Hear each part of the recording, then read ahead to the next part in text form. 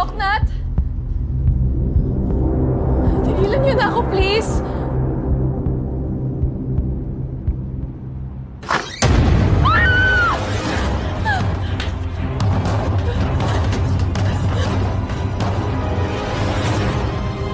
Sinabi ko na sa'yo!